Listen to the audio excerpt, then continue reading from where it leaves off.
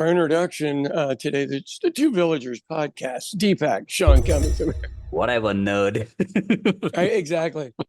So I burned out my other battery for my single light that I use, but I've got to do a deal with Channel 6 in Tulsa today. I've got something funny to start with. Our introduction today, it's the Two Villagers podcast. Deepak, Sean Cummings. So Channel 6 in Tulsa and Channel 9 in Oklahoma City are both kind of more right television stations. Never have covered me. I just lost your light. There you go. Never have covered me on a single thing. This week, I was on Channel 9 twice, and I'm doing an interview at Channel 6 this morning. But they will never say my political job, they'll say businessman or restaurant owner, but won't say any of the others. It's kind of funny. And look, I don't care. I mean, I get they got to play to their audience, but the reason the audience stays that way is because they have no information. Yeah. What's going on, man? How about you? Mine has been a very weird day where we've been working on some site for a AIDS advocacy group. So Right. the fun part about these projects is that by the end of these projects, I technically read almost everything that they have ever written on their website, at which point even I'm angry about some treatment of AIDS people, people with AIDS, I guess. Their advocacy was probably the strongest, quickest advocacy I've ever seen, but they were also absolutely and utterly ignored by the government. Oh, yeah. Like that was a plague. That was a plague the government let go on.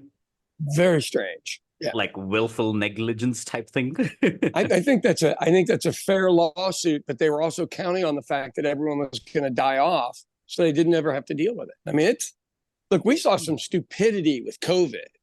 AIDS, they literally had to go break into congressional meetings, Senate meetings, and protest in the meetings and take the risk of being locked up when you're already sick.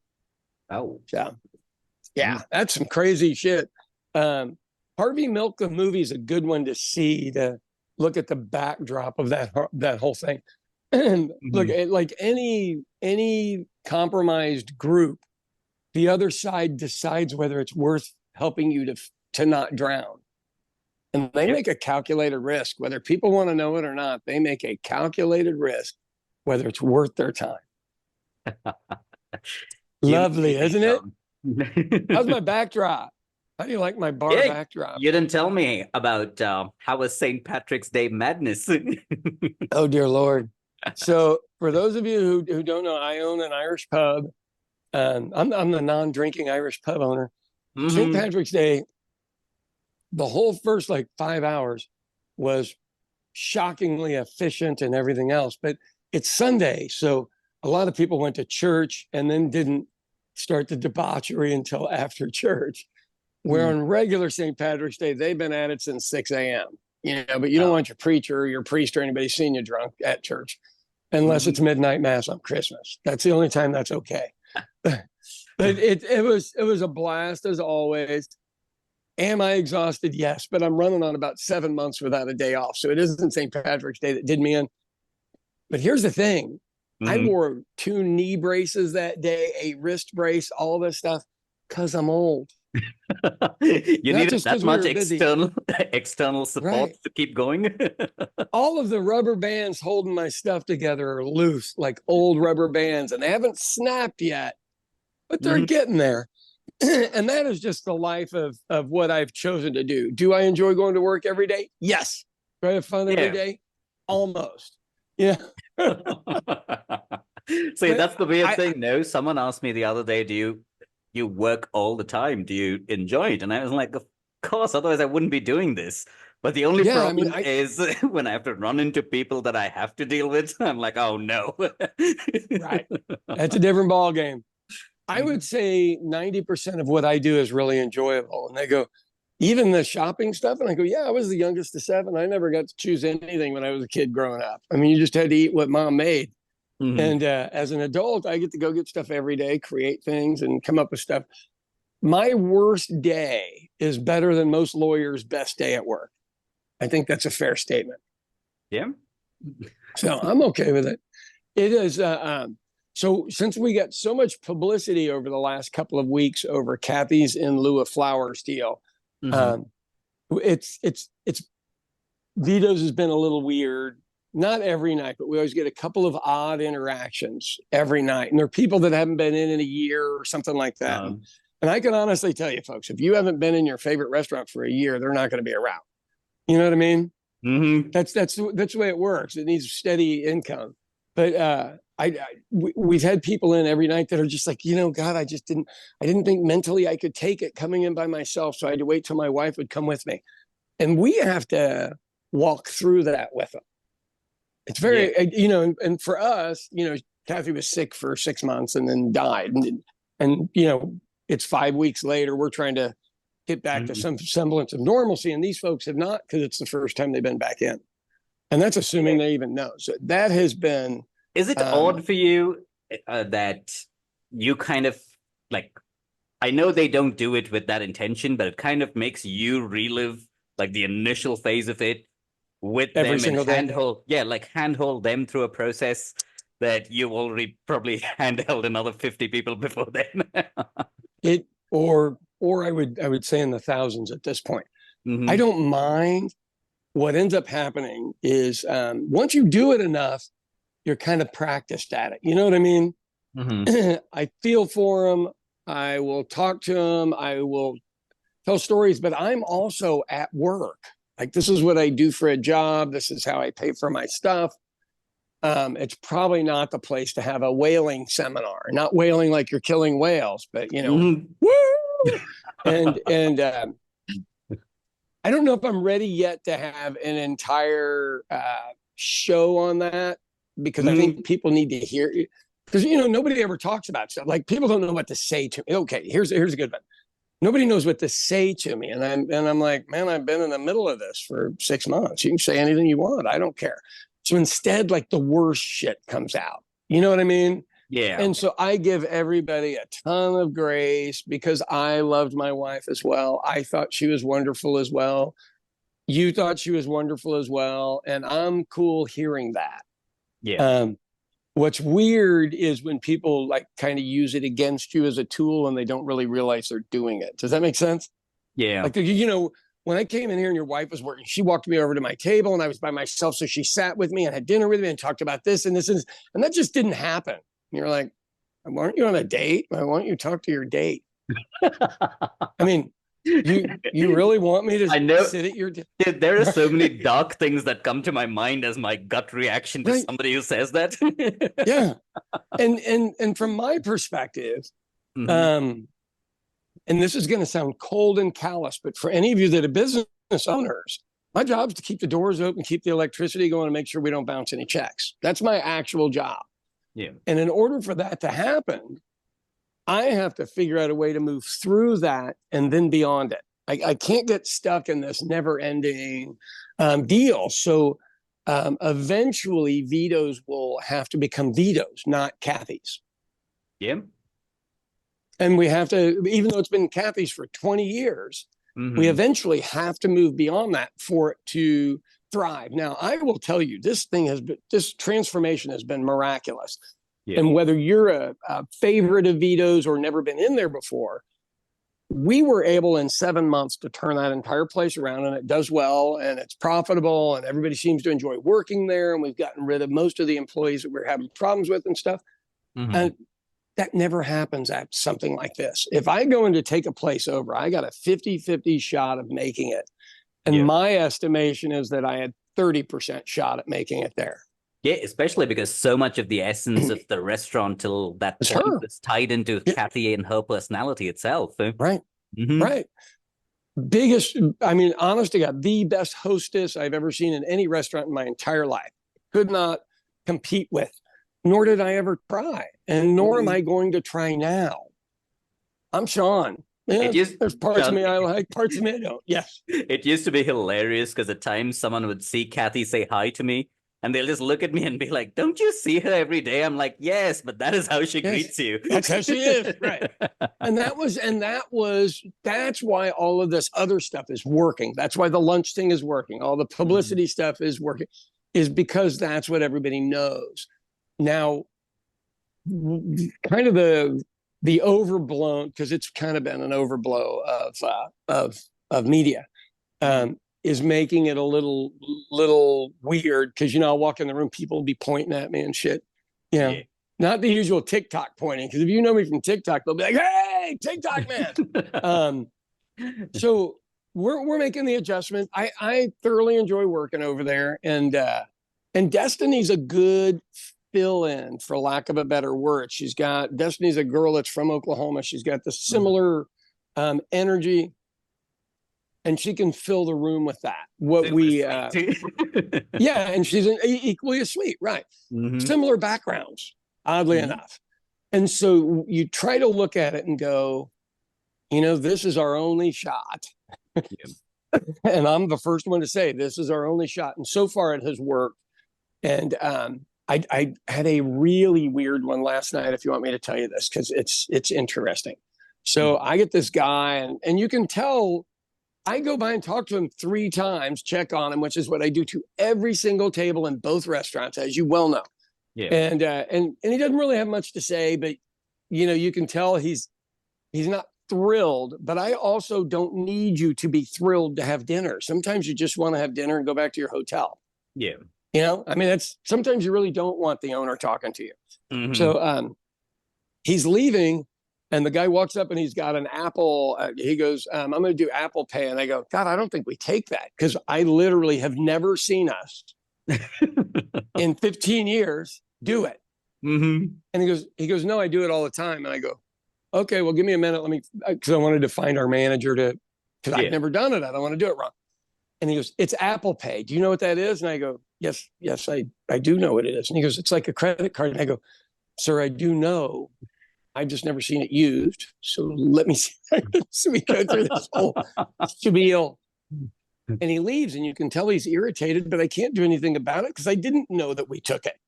It's used so seldom, the owner didn't know we even take it for money. Right. So, good job, Apple. Thanks so much. I guess I need to own a coffee place, and that's probably where it's used the most. So he comes back in an hour later and hands me an envelope at the bar. I'm not kidding. Are you kidding me? Like No, with cash or something? Gives me a shitty look, and so I open it. 4-page letter of every experience he had in the restaurant with my wife and how she treated him and all this other stuff. Right. And that I did not treat him the same way. I was the salad guy. I wasn't the host, but I still went to your table 3 times. I mean, honestly. So at the end, he signs it, the guy with the Apple card. Are you kidding? Oh my God. See, Sean, there are times where I think you and I can be really petty human beings. And then you see like this level of pettiness and you're like, oh my God, I wish I could aspire to that. Yeah. And Rachel and Diana were like, "Oh my God, you should chase him." Rachel, not Diana. "You should chase him down the parking lot." And I go, "No, look, this guy is grieving, whatever he's grieving, because the stories were all real sob stories, and it was handwritten in cursive, 4 fucking pages. You can't even make this stuff up." And I go, "No, I don't want to buy into any of this. I don't have enough energy, and I don't have enough room in my brain to buy into this." He came in still wanting the same thing. And whether we like it or not, we have to admit my wife died. No matter how uncomfortable that makes anybody, it's not going to be the same because the person with the most energy in the room died. I'm not being mean. That's just what happens to humans. So he was telling one of the servers, he goes, "And the music's different. It is the same 1980s iPod that we have been using since when? 1980." Sean, there are times where I'm wandering around somewhere in some other part of the world and humming tunes that I've probably heard in there. A million times. The same thing. Yeah, it's the same loop. The chef is the same guy that opened Vito's across the street. The other guy working with him has been there for 15 years. Literally everything's the same, except she's not there. And so that's something we're going to struggle with for months. And any restaurateur, this is why you should have an insurance policy on all of the owners or general managers. And that way, if something like this happens, You have money to ride out the loss while it happens, which we had. So, Yeah. and I have one over here on this side that goes to Diana. And if assuming something happens to me, it's a good business move for $1,000 a year to have a decent sized policy in case this happens, because you're going to take some hits. You're just going to. That policy is key man insurance, right? And basically Right, to protect yourself. Mm-hmm. Yeah. Fucker, you got to say, you know what it's called, man. Yes, it is. No, but in that's what case it's someone's called. listening and needs to go buy the damn thing, If you're they are not listening going to and use your you're description, Sean. if you're in a position of power, it really is naive to leave your business vulnerable like that. Mm-hmm. You know, and the one on this side's a little bigger than that one, because I was like, man, we are not going to be able to survive two of them. Mm-hmm. You need maybe runaway money. Like, if you just don't want to do this anymore, just take your check and go. You know, Mm-hmm. but so I looked at it and I wasn't mad when the guy did it or anything else. He did put in a couple of weird little cheap internet Irish coins, which Okay. I don't even know what to say about that, because that was a different level of petty and weird. Like, I understand your people. I bought this for 8 cents on Alibaba. At least he didn't draw a damn leprechaun in a rainbow or something behind it. Right. On the Guinness. Right. On the Guinness.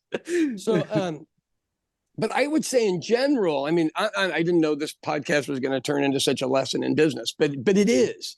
You can survive anything as long as you've foreshadowed it a little bit. Like, you have to see it coming. In my specific case, Kathy got sick. Mm-hmm. And then once we hit the diagnosis, she's never been back to work here. So we had to make some quick movements, quick adjustments. And it was very, very difficult and iffy on whether it was going to work or not. Yeah. I mean, crazy shit. But, you know, think about it. All the stuff that you manage over there for your American partners, Mm-hmm. gee, I hope they got a big old policy on you, because how do you even find the people you're working with? Yeah, like The names have 20 letters. 20. You should see like the level of detailed notes that I keep. Right. That somebody can actually read through it and figure out who they have to call about what. Right. I mean, it's just something. And I'll give you another example. So when I first moved to Oklahoma about 10 years ago, I had a CPA get kicked in the chest by a horse and died. No, wow. And so a guy named Dan Powers, that you and I both know, gets hired to rebuild my books just to make sure everything was paid. I don't owe anybody anything. And I end up having to have a meeting with Internal Revenue. And I sit down with Internal Revenue and they're telling me I owe them a bunch of money. And I go, no, this is called a rolling balance. You guys have said that I didn't pay this one bill. And I did. Here's the receipt. So you kept rethrowing this bill into every other bill and charging me interest and penalties every month. Yeah. I don't owe you any money. We figure the whole thing out. I don't owe them anything. But what the lady said to me is, I said, ma'am, my accountant died. I'm just trying to do this right and rebuild it. She goes, accountants die every day. And I go, nope, that is not true. I have been in business 30 years and I've never had an accountant die. That is just not true. I know. I mean, what a random ass thing to say. If you're and she wasn't an auditor. I don't know what she was, business facilitator, whatever that means. But I've been in business since I was 21. Man, oh man, employees, key employees, managers, accountants. I haven't had a partner die. This is my first time on that, but nobody's like, aren't you still in your 30s? Aren't you a child? 37, Sean, this year.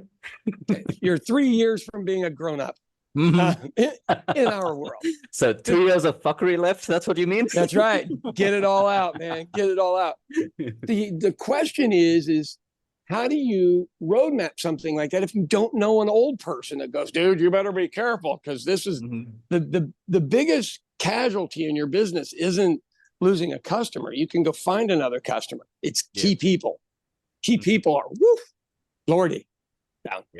All right. Did I cover this way too much? No, it was interesting. Yeah, I mean, you want to know some other weird ones?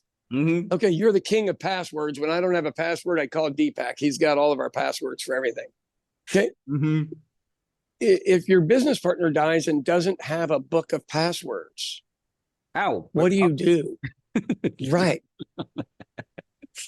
And everybody goes, I don't have to worry about that. And you go, you sure, man? Because you talk about the thing that turns out to be the most important item is your bank password. Do you know that there is actually like an email that I send out to partners almost every quarter that has all of my logins for everything that we use company wide, Oh, good. like over all the clients' accounts and our individual companies' accounts.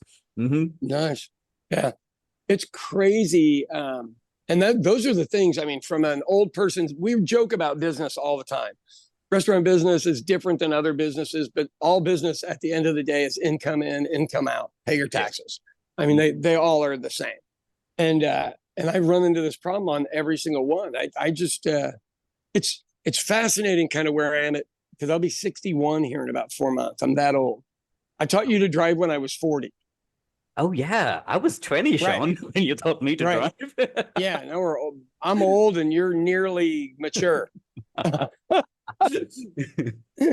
I think when you're going into stuff, nobody wants to think of the inevitable.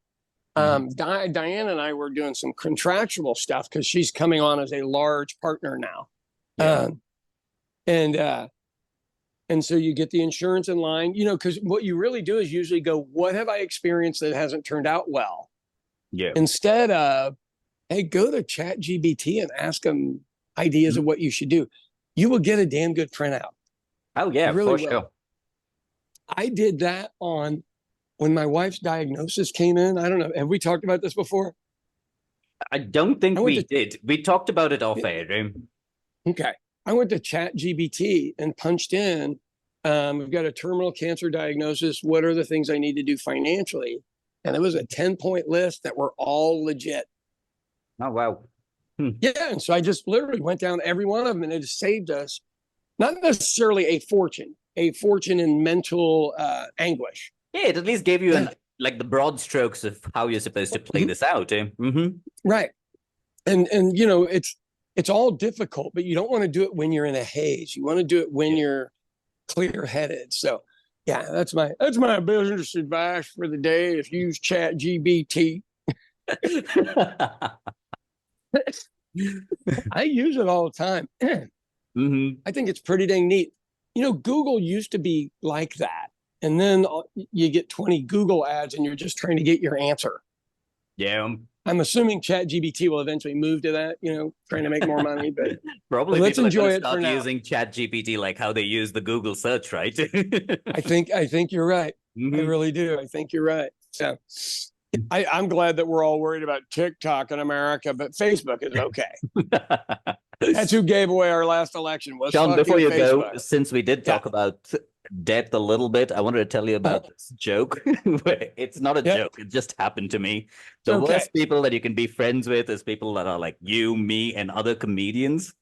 For the sole reason that I posted something on Instagram, which basically said a podcast where parents try to describe what their adult children do for a living. Oh, God, that's hilarious. Yeah, most parents wouldn't. There was one friend of mine who's a great comedian, replied back to that, and all he said to me was, "Don't you mean parent?" with the S struck out. I was like, dude. Okay, that was good. That was good. So I'll tell you my uncomfortable joke, and then we can roll. On St. Patrick's Day, I'm talking to these two ladies that our kids had gone to school with each other's kids. And I said, well, how are your husbands doing? And one of them was like, they're still alive. And I was like, oh, you got me beat. And she was like, oh, no, I can't believe I said that. And I go, it's okay. We got to be able to joke about this shit. We have to be able to. And for 5 minutes, all she did was apologize for it. And for 5 minutes, I kept going, I made the joke back. I was equally inappropriate. It's okay. It's okay. Let it go. Oh, gosh, kill me. Awesome. Kill me. All right, brother. You have a good day, man.